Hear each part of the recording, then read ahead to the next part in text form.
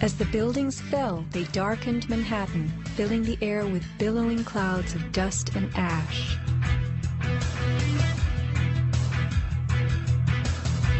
What produces these huge, scudding, cauliflower-like masses of slowly moving dust?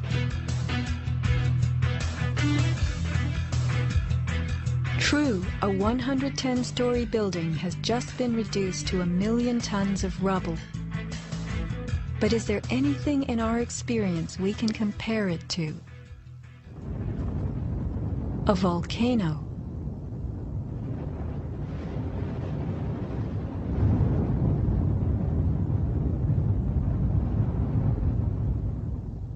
The U.S. Geological Survey website provides us with a definition of a pyroclastic flow as a ground-hugging avalanche of hot gas and debris. The rising gas chimney is clearly visible in this photo of the North Tower implosion with pyroclastic flows between buildings. The cauliflower shape of the debris clouds is a telltale sign of pyroclastic flows generated by massive explosions typical of volcanic eruptions and controlled demolitions. That is the second building that has gone down. A pyroclastic surge can even flow over water as hot gases carry dust created by explosive energy. Here, the South Tower implosion creates a pyroclastic surge moving out over the Hudson River. A volcanic eruption produces exactly the same thick, scudding ash, heavy with debris, hugging the ground as it flows out from a tremendous internal explosion.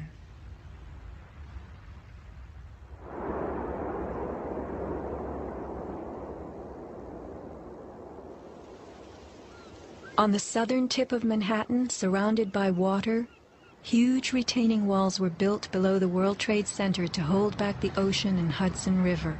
The bathtub, as it was called, held 7 levels of parking garages, maintenance rooms, and the New Jersey Path train station.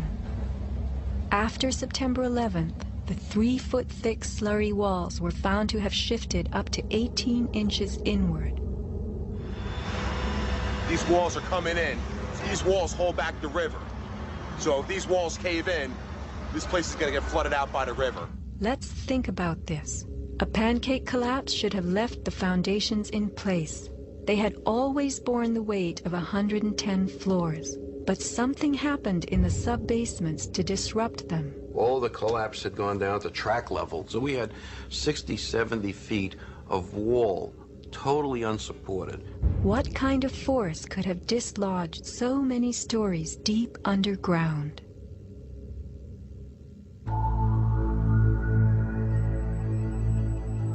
The pile itself seemed to have a life of its own.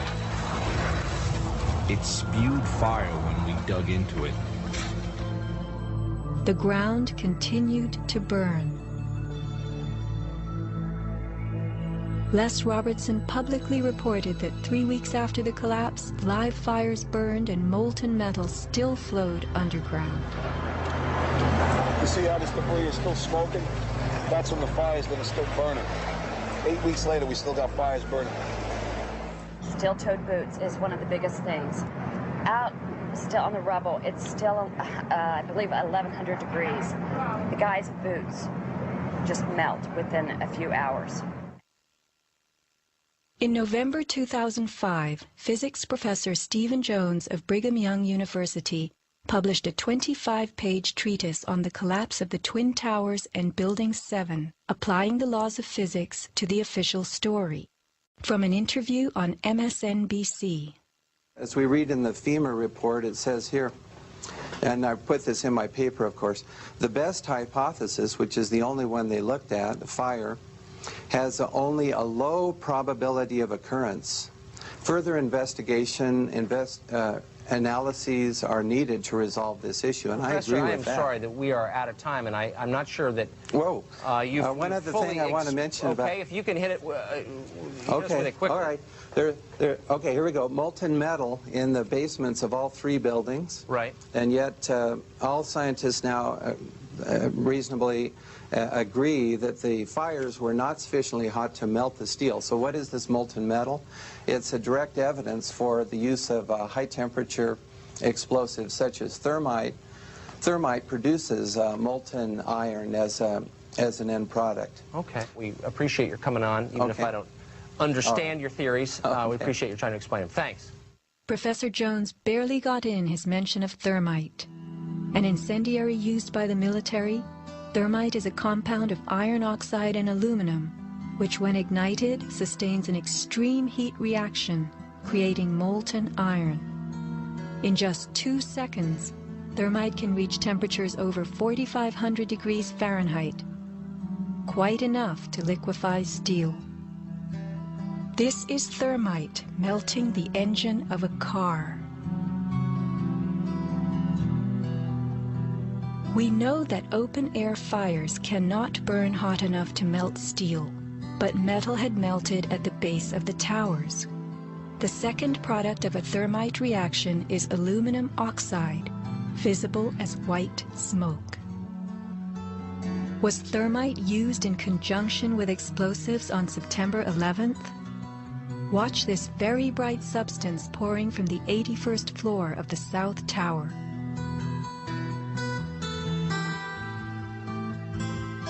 And white smoke appeared at the base of the building. Would this be aluminum oxide, the byproduct of a thermite reaction? Appendix C of the FEMA report describes sulfur residues on the World Trade Center steel. The New York Times called this the deepest mystery of all. Sulfur slightly lowers the melting point of iron, and iron oxide and iron sulfide had formed on the surface of the structural steel. Sulfur used with thermite is called thermate, producing even faster results.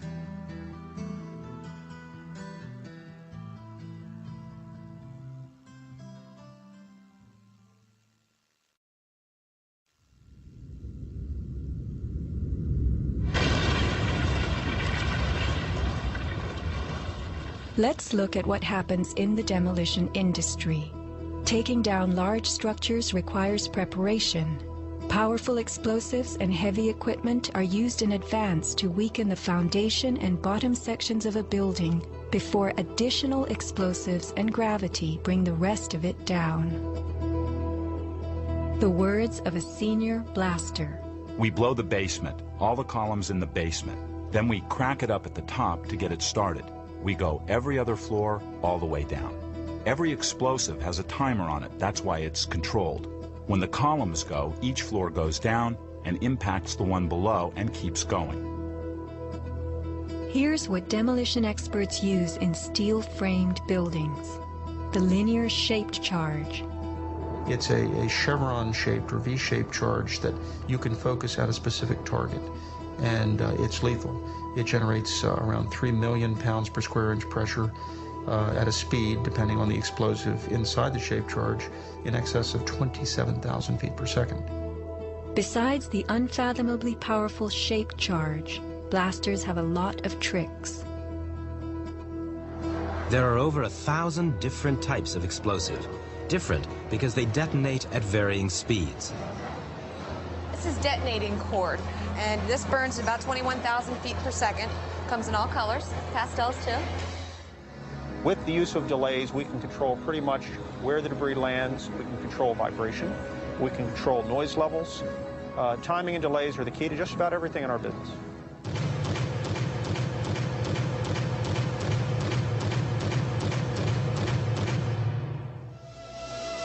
And what is the result?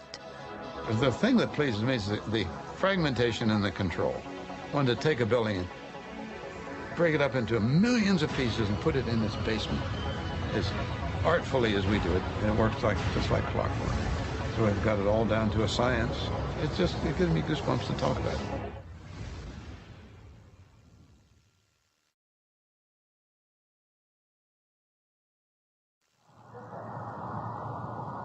With the underground explosions intended to blow out the Twin Towers' basements, followed by blasts heard inside the buildings of shaped charges slicing the core. Because of the secondary explosion, we've Got numerous people covered with dust from the secondary explosion. Demolition pre-weakening usually takes place well in advance of the final blast. But at the World Trade Center, critical prep work might have had to occur in a very compressed time frame in the panicked aftermath of the plane strikes.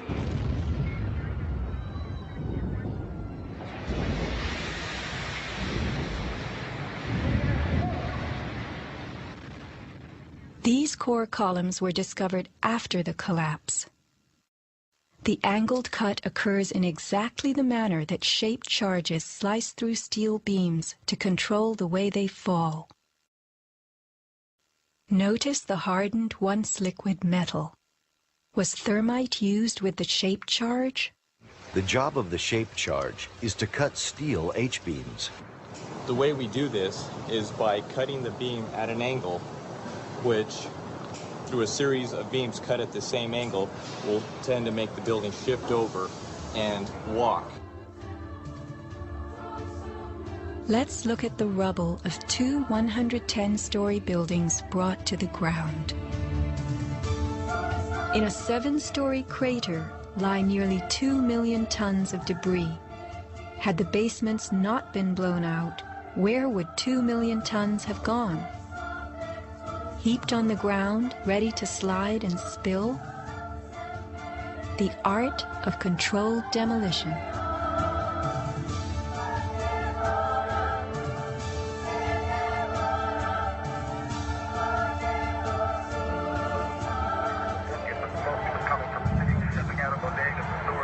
Remember the pre-collapse and mid-collapse explosions caught by Richard Siegel's camera on the Jersey Shore? Were these the blasts that took out the core and upper basements?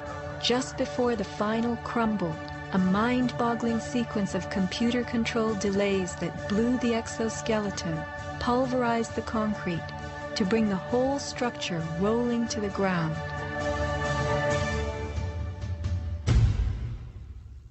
Was this the story of that day? Inside our building, the North Tower, we heard pa pa pa pa pa pa pa pa. And on the smoke was coming from the city. Smoke stepping out of bodegas and stores will look.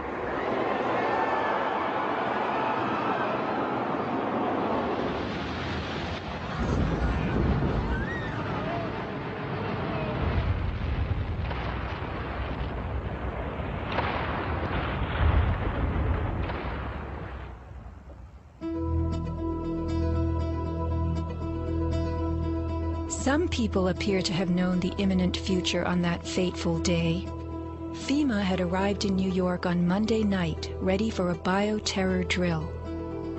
Spokesman Tom Kenny to Dan Rather. To be honest with you, we arrived on late Monday night and went into action on Tuesday morning. And not until today did we get a full opportunity to work the entire site other than the spot at Church and Day to which we were deployed. And Rudy Giuliani, mayor of New York, tells ABC's Peter Jennings that he was aware the towers would be coming down. What is going on now is a massive rescue effort. Do you believe it's hundreds or thousands? I really don't want to say right now, Peter. I think it's going to be a horrible number. I saw people jumping out of the World Trade Center. I saw some of the firefighters who I know going into the building. And we were in a building in which we were trapped for about 10-15 minutes. And we set up headquarters at 75 Barclay Street, which was right there with the police commissioner, the fire commissioner, the head of emergency management. And we were operating out of there when we were told that the World Trade Center was going to collapse. The World Trade Center was going to collapse. It was going to collapse. It was going to collapse.